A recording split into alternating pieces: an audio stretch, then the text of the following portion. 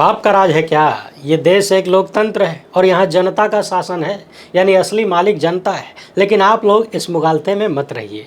प्रधानमंत्री के मित्र सेठों का खेल जब आप सुनेंगे और आज इंडियन एक्सप्रेस ने जो खुलासा किया उसको जब देखेंगे तो यकीन हो जाएगा कि सच में राज तो बाप का ही है। वैसे बाप कौन किसका है इसका अंदाजा आप लोग लगाते रहिएगा। मगर इंडियन एक्सप्रेस के लिए ऐश्वर्या राज और धीरज मिश्रा ने राम किशन यादव के सहयोगी बालकृष्ण को लेकर और उत्तराखंड की भाजपाई सरकार के सांठगांठ को लेकर जो खुलासा किया है वो एकदम विश्वगुरु टाइप का है, यानी एकदम बाप के राज वाला है। देखिएगा किस तरीके से किसी भी गोली को कोविड की दवाई बताकर बेचने वाला एक व्यापारी पूरे के पूरे सरकारी सिस्टम पर कब्जा करके बैठा है और सरकारी सिस्टम किस तरीके से जनता की यानी आपकी संपत्ति सेठों के नाम कर रहा है। वैसे बात केवल उत्तराखंड की ही नहीं है, बड़के सेठ को लेकर यानी प्रधानमंत्री के परम मित्र गौतम अडानी को लेकर मध्य प्रदेश से एक कहानी सामने आई है। आरोप लगा है कि बिना मंजूरी के ही अडानी की कंपनी जंगल काटना शुरू कर चुकी है। ये मसला और भी गंभीर है। इसी बीच परम मित्र सेठ को लेकर अमेरिका से भी एक कहानी आ गई है। ब्लूमबर्ग की रिपोर्ट है कि अमेरिका में सेठ का मामला गड़बड़ाता हुआ नजर आ रहा है। ये सब चल ही रहा था कि सुप्रीम कोर्ट से स्वघोषित लक्ष्मीबाई और साल 2014 में भारत की आज़ादी का लाभ पाने वाली कंगना रनौत को सुप्रीम कोर्ट से झटका लग गया। वैसे आज ही सुप्रीम कोर्ट में उमर खालिद और 3 अन्य लोगों की जमानत याचिकाएं भी पहुंची थी, मगर फिर से मिला क्या जानते हैं? तारीख। और तारीख मिलने का जो कारण है वो अपने आप में विश्वगुरु वाला है। वीडियो को आखिर तक देखिएगा। दुनिया के सबसे बड़े लोकतंत्र में कैसा ठोक तंत्र मचा हुआ है और उसके साथ में जो लूट तंत्र चल रहा है, इसके एक से बढ़कर एक नमूने देखने को मिलेंगे। आगे बढ़ने से पहले आप सभी से एक छोटी सी अपील है, पहली बार है तो चैनल को सब्सक्राइब करके घंटी बजा दीजिए टन से। हर एक वीडियो को लाइक और शेयर करना जरूरी होता है, तभी आपका चैनल मजबूत होगा। इसके अलावा आपको मालूम है कि हम किसी धन्ना सेठ या किसी फर्जी बाबा के दम पर नहीं चलते, तभी आपके मुद्दों पर खुल के बात हो पाती है। हमारा काम पसंद आता हो तो इस QR कोड या फिर मोबाइल नंबर का प्रयोग करते हुए जो भी हो सके आर्थिक सहयोग भेजने का प्रयास जरूर करें। बहुत बहुत धन्यवाद। सबसे पहले बात राम किशन यादव की कर लेते हैं, मगर इनके बारे में बात करने से पहले 2-3 चीजें आपको याद दिला देता हूं। ये वही रामदेव हैं यानी राम किशन यादव जिन्होंने यूपीए सरकार के दौरान देश की जनता को टोपी पहनाया, झूठ बोला कि मोदी यानी भाजपा की सरकार आएगी तो 30 रुपया 35 रुपया डीजल पेट्रोल मिलेगा, और आज की तारीख में यदि कोई इनको ये वादा याद दिला दे तो कहते हैं कि क्या कर लोगे, पूंछ पाड़ लोगे मेरी, पाड़ लो। ये वही रामदेव हैं जो अपना माल बेचने के लिए दूसरों के माल को घटिया बताते हैं और उन बीमारियों के इलाज का भी दावा कर देते हैं जो लाइलाज हैं। एलोपैथी को लेकर इस व्यक्ति ने और इनकी कंपनी ने बहुत बड़े बड़े सारे झूठे वादे किए थे। सुप्रीम कोर्ट में मामला पहुंचा, कई बार फटकार लगी, लेकिन इनका हाल वही है कि 100 जूता खाए तमाशा घुस के देखे। वैसे सलवार पहन के भागे भी कहा जा सकता था। तो राम किशन यादव को तमाशा घुस के देखने की आदत है। कोविड की आपदा में कैसे अवसर इन्होंने ढूंढा था आपको याद तो होगा ही।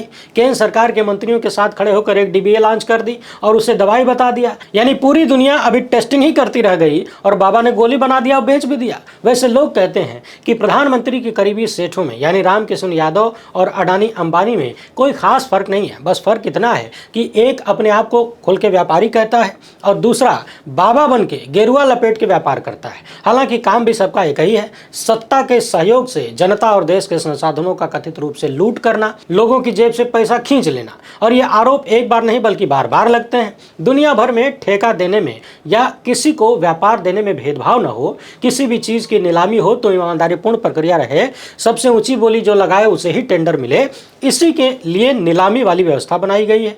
नियम है कि एक संस्था या एक व्यक्ति एक ही बार आवेदन कर सकता है, मगर सत्ता के करीबी लोग अपनी ही कई कंपनियों को नीलामी में शामिल करवा देते हैं ताकि घूम फिर के टेंडर उन्हीं के पास रहे।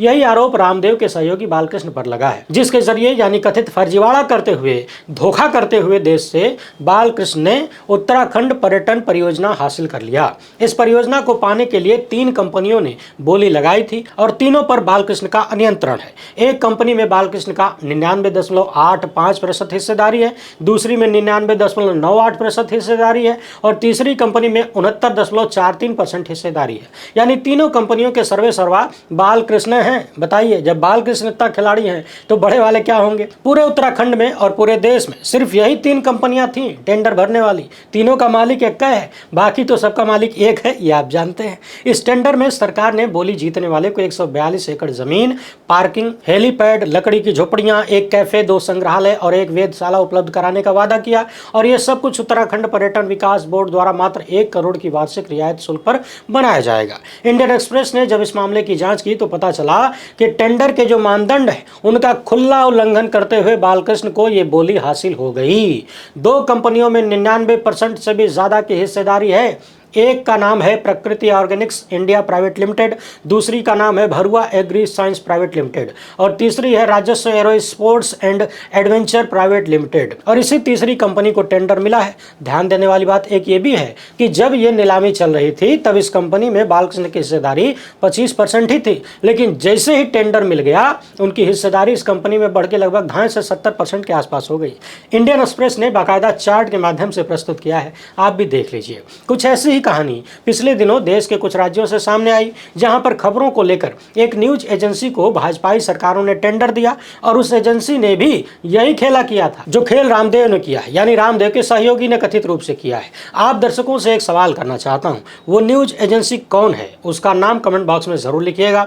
आने वाले वक्त में उस पर भी विस्तृत धुआंधार चर्चा करेंगे। वैसे अंदाजा तो आप सबको हो ही गया होगा कि वो कौन सी एजेंसी है जो भाजपाई सरकारों की खुली दलाली करती है और सवाल करने वालों को डराती है, धमकाती है, पैसा मांगती है। बहरहाल इस मामले में इंडियन एक्सप्रेस ने बहुत ही लंबी चौड़ी रिसर्च प्रस्तुत किया है। बालकृष्ण के लोगों से संबंधित विषय में सवाल करने के लिए प्रयास किया गया, मगर सामने से कोई जवाब नहीं आया। जवाब हो तब तो आए। और उत्तराखंड सरकार का कहना है कि सब कुछ नियमों के हिसाब से हो रहा है, कोई असामान्य बात नहीं है। यानी जो सरकार और सरकारी अधिकारी नियम बनाते हैं वो खुद ही बता रहे हैं कि सब कुछ ठीक ठाक है। वैसे रामदेव के परम मित्र के इस कांड के खुलासे को लेकर वरिष्ठ पत्रकार रवीश कुमार ने बड़ा तगड़ा वाला ट्वीट किया है। जरा योग की भाषा में समझिएगा, आप भी देख लीजिए। लिख रहे हैं कि 1 नेशन 1 पर्सन, दाईं नाक बंद कीजिए, बाईं से सांस लीजिए, फिर बाईं बंद कीजिए, दाईं नाक से सांस छोड़िए। प्राणायाम की इस प्रक्रिया को ऐसे समझिए, 3 कंपनियों ने टेंडर किया, तीनों कंपनियों में एक ही व्यक्ति की हिस्सेदारी सबसे अधिक और ठेका मिला उन्हीं तीनों में से एक कंपनी को, मतलब उसी व्यक्ति को जिसकी हिस्सेदारी सबसे अधिक है। यह हुआ 1 नेशन 1 पर्सन। सरकार ने कहा है कि गलत नहीं हुआ है, सारी प्रक्रियाओं का पालन हुआ है, एकदम ठीक बात है। मान लिया आज के भारत में अब गलत होता ही नहीं है। गोदी मीडिया को चुप नहीं रहना चाहिए, इस खबर को लेकर तारीफ करनी चाहिए कि आज के भारत में गलत होता ही नहीं है, कोई दूसरा गलत न कर दे। इसलिए 1 नेशन 1 पर्सन के तहत सारी कंपनी भी उसी की, हिस्सेदारी भी उसी की और ठेका भी उसी को।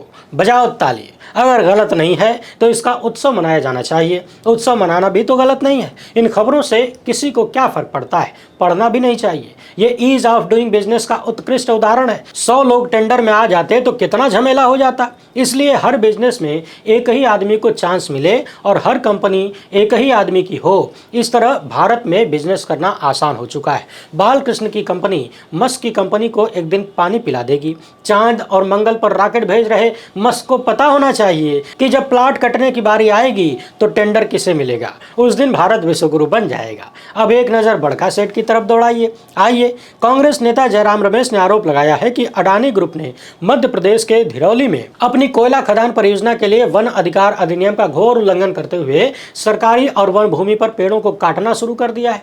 साल 2019 में मोदी सरकार ने ऊपर से लाकर यहां आवंटन थोप दिया और अब बिना मंजूरी के 2025 में इस काम को आगे बढ़ा दिया गया है। और ये सब बस इसलिए हो रहा है क्योंकि अडानी खुद एक कानून है। समझने वाली बात यह है कि जब ये आरोप लगाए गए हैं तो आरोपों पर अडानी समूह या केंद्र सरकार की तरफ से कोई तत्काल प्रतिक्रिया भी नहीं आई।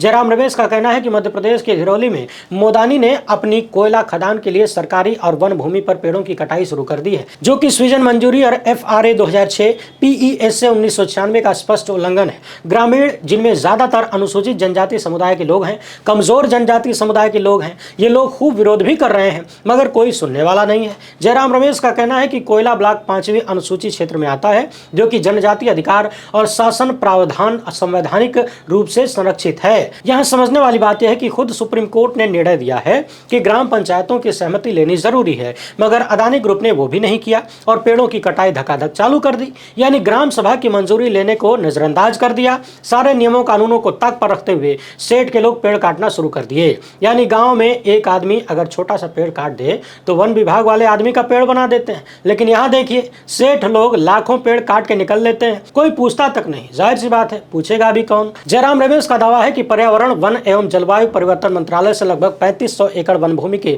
ट्रांसफर के लिए लेवल 2 की मंजूरी अभी तक मिली भी नहीं है और अडानी के लोगों ने वनों की कटाई शुरू कर दी। अब आप दर्शक बताइए, वीडियो की शुरुआत में मैंने जो कहा था कि बाप का राज है क्या, वो वाली फीलिंग आ रही है कि नहीं?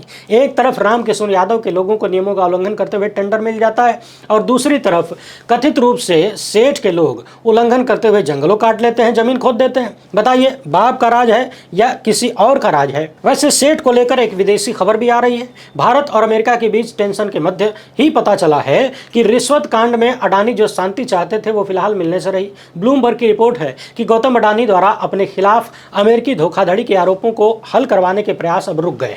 कुछ नियमों की अड़चनें आ गई हैं, जिसके कारण अडानी ग्रुप की वैश्विक विस्तार योजनाएं फिलहाल बाधित होती हुई दिख रही हैं। ब्लूमबर्ग लिखता है कि अडानी के प्रतिनिधियों द्वारा अमेरिकी अधिकारियों के साथ की जा रही प्रगति फिलहाल कई महीनों से कुछ कम हो गई है, क्योंकि भारत और अमेरिका के बीच टकराव चल रहा है। उधर सुप्रीम कोर्ट में उमर खालिद और 3 अन्य लोगों की जमानत याचिका पर सुनवाई को स्थगित कर दिया गया 19 तारीख तक के लिए, यानी आगे कब सुनवाई होगी कुछ अता पता नहीं है। पिछले दिनों दिल्ली हाईकोर्ट ने इन लोगों की जमानत याचिकाएं खारिज कर दी थी। आपको बता दें कि इनमें से कई लोग 5-5 साल से जेल में बंद हैं। अब तक मुकदमा भी शुरू नहीं हुआ है, और जब दिल्ली हाईकोर्ट से निराशा मिलने के बाद ये लोग सुप्रीम कोर्ट पहुंचे, आज सुनवाई होने वाली थी, तो पता चला कि जस्टिस अरविंद कुमार और जस्टिस NV अंजारिया की पीठ ने कह दिया कि आज तो सुनवाई करना जरा मुश्किल है, क्योंकि सप्लीमेंट्री फाइलें रात के 2:30 बजे मिली हैं। अब खबरदार कोई ये सवाल नहीं करेगा कि जब रात में 2:30 बजे तक फाइल लेने के लिए इंतजार कर ही रहे थे, बैठे ही थे, तो पढ़ भी लिए होते हुजूर। और फिर जिन लोगों ने मामले की लिस्टिंग की थी, क्या उन्हें मालूम नहीं था कि सुनवाई होनी है तो उससे पहले फाइल पहुंचाना भी है? या फिर ये सब उसी स्क्रिप्ट का हिस्सा है जो पिछले लगभग 5 साल से पूरा देश देख रहा है? उमर खालिद और अन्य का वही मामला है जिसमें चेहरा छुपाने के लिए पूर्व CJI DY चंद्रचूड़ को कथित रूप से झूठ बोलना पड़ जाता है। और ये बात मैं नहीं कह रहा हूँ, आई एम नॉट कहिंग एनीथिंग। सुप्रीम कोर्ट के ही वरिष्ठ अधिवक्ता कपिल सिब्बल ने पिछले दिनों आंकड़ों के साथ बताया था। लेकिन आप लोग टेंशन मत लीजिए, लोकतंत्र हमारी रगों में बहता है। भले ही ऑपरेशन सिंदूर जारी है, लेकिन अब ऑपरेशन रगों में जम चुका है। अब क्रिकेट तो खेलना ही पड़ेगा। किसान आंदोलन के दौरान कंगना रनौत ने एक बुजुर्ग महिला को लेकर विवादित टिप्पणी किया था। एक महिला जो प्रदर्शनों में हिस्सा ले रही थी, काफी बुजुर्ग हैं, उन्हें लेकर कंगना रनौत ने कह दिया कि 100 रुपया लेके ये प्रदर्शन करती हैं। मामला मानहानि में बदल गया और इसे रद्द करने के लिए कंगना रनौत सुप्रीम कोर्ट पहुंच गई। अब सुप्रीम कोर्ट में इस याचिका को खारिज कर दिया गया। सुप्रीम कोर्ट ने कहा कि आपने केवल रिट्वीट नहीं किया है मैडम, आपने उसमें मसाला जोड़ा है, यानी चीजों को बढ़ा चढ़ा कर लिखा है। अब ट्रायल कोर्ट में ही इस मामले को लेकर जाइए, आप वहीं पर अपनी सफाई दीजिए। इसीलिए कहा जाता है कि व्हाट्सएप यूनिवर्सिटी के ज्ञान को न तो लीजिए और न उसको किसी को दीजिए। देखिए व्हाट्सएप ज्ञान ठेलने पर मैडम फंस गई कि नहीं।